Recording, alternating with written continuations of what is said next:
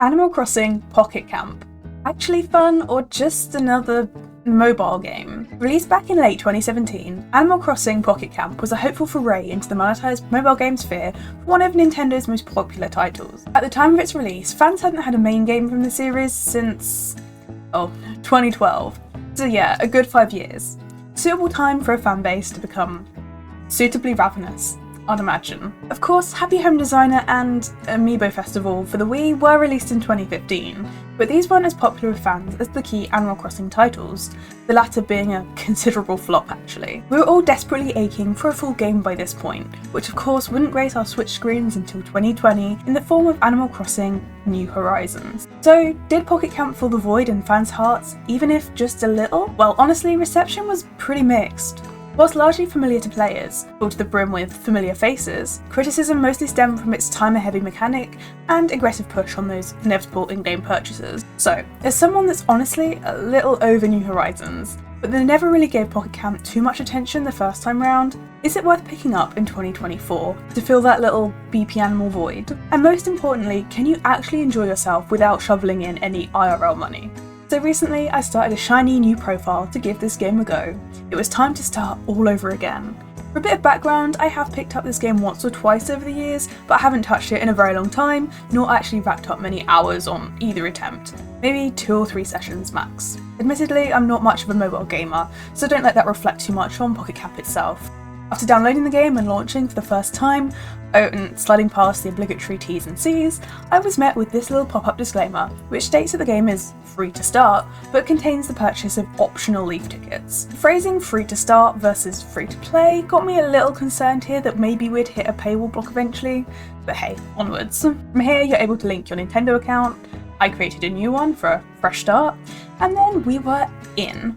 Starstruck by the immediate appearance of KK Slider, a part of my soul that had been craving some form of AC content that I hadn't seen 50,000 times already was kinda sold. Here KK had taken on a role previously held by the likes of Rover and Cap'n. A character usually meets you on some form of transport and presents you with a few questions that will have some level of impact on your in-game appearance. However, here you're allowed free reign on character creation, and as far as I could tell in my research, his questions don't actually seem to have any impact on gameplay, so perhaps they're just a nod to the main series. Character creation actually has a good number of options for basic hair and eyes, including classic styles that we find throughout the series. Notably, as far as I'm aware, this is the first time in the series that players have been given skin tone customization options. Nintendo had been embarrassingly slow to implement this basic feature, players in New Leaf having to use the slightly jarring Me Mask feature just to try and create a character that represents them. I just chose my go-to eyes and the turquoise hair because I may or may not greatly miss mine.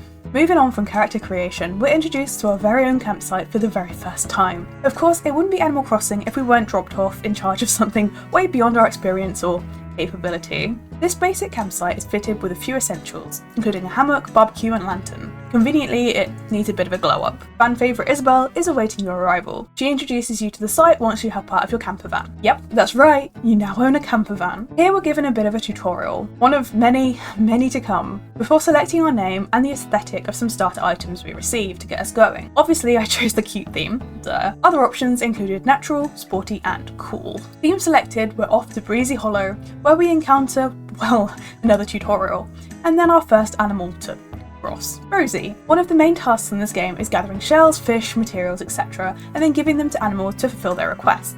Requests level up our friendship with said animal, or rather camper, and leveling up our friendship raises our overall character level. Leveling up allows us to craft more items and unlocks more campers that we can encounter. Rinse, repeat, you get the picture, hopefully. Side note, sometimes you can get these adorable cutscenes, and oh my heart. Anyway, we delivered the goods to Rosie and leveled up our friendship to 2, to which we received some materials in return. Materials can of course be used to craft items.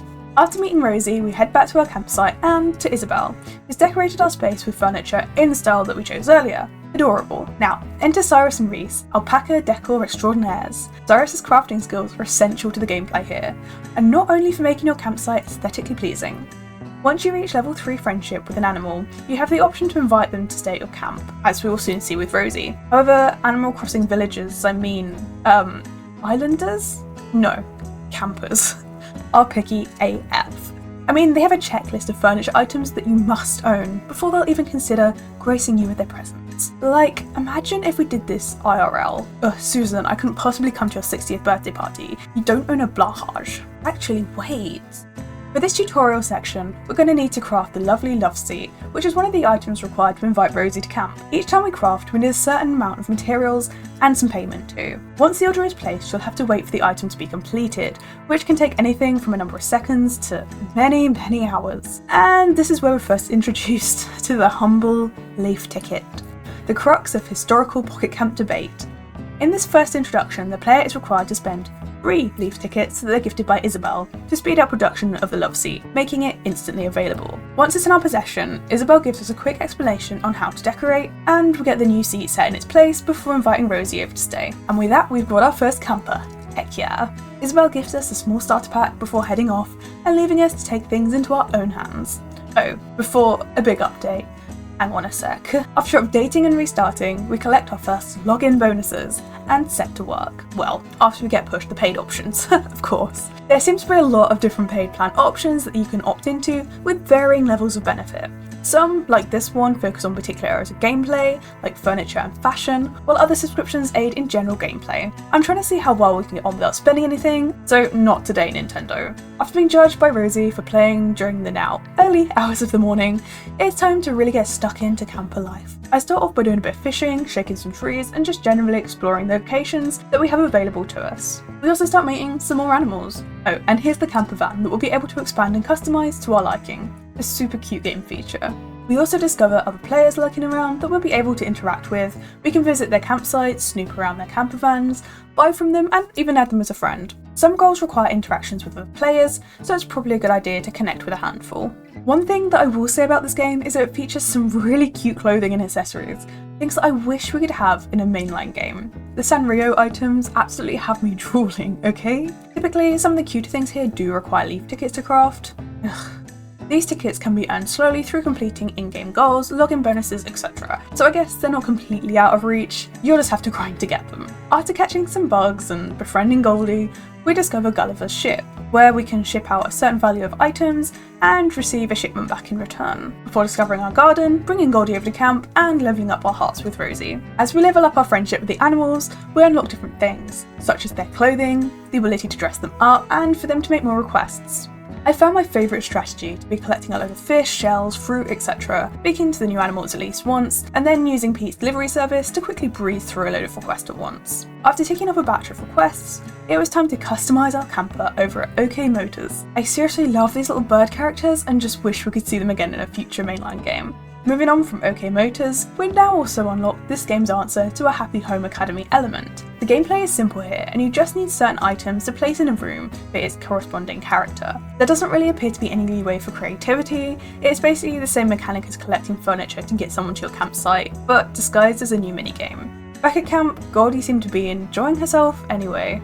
Our next achievement was welcoming in Cherry, our 5th camper, before having a go with Blather's Map minigame that requires either money or resources in order to roll the die that then progresses you across a board game board. If you're lucky, you'll land on and collect some resources along the way before receiving the largest prize on the last tile. A few days later, the fishing tourney began, bringing with it CJ, and we also unlocked an indoor customizable area, the cabin. I spent my next few gaming sessions upgrading my camper, befriending new campers, and adding to my campsite. At one point, a Sanrio cookie appeared in the fortune cookie shop for purchase with bells, and it was the best day. I had to use some of my free leaf tickets on a couple previously. I was too in love with them not to, although there didn't seem to be a specific Kuromi cookie, which was a little bit tragic. Throughout the last week, I've been playing daily, slowly progressing up the levels and adding in new additions. Honestly, it's become a little highlight in my day. So, an overall verdict. Is Animal Crossing Pocket Camp worth playing in 2024? And can it be enjoyed without spending real money? In short, yes. While it does push microtransactions in your face, and the timer mechanic is mildly frustrating at times, if you're not in a rush and you're happy playing a little each day, then honestly, I didn't find it to be too big of a deal breaker. I adore how it somehow manages to recreate the charm of the main series, but in a light version, with its heavy inclusion of beloved recurring characters, familiar sounds, and charming activities. The paid options, while likely greatly game enhancing, seem a bit too pricey to be enticing for me personally. Admittedly, if the prices were lower, I might actually be tempted to get a few leave tickets here and there. That said, I will still be playing after this video is released, which I think tells you all you need to know. Will I play forever? Probably not, but it's still very much got my attention for now. Have you been playing for some time, or has this convinced you to pick it up and give it a chance too? Hey, if you do, feel free to add me as a friend. Although I do think there's a limit to how many friends you can accept, so if I don't respond, then honestly, that'll just be why. Definitely not an issue I have in real life. Anyway, I hope you enjoyed watching this video as much as I enjoyed making it. If you did, please consider dropping a like/subscribe down below, as it would really help me out. But anyway, until next time, goodbye for now.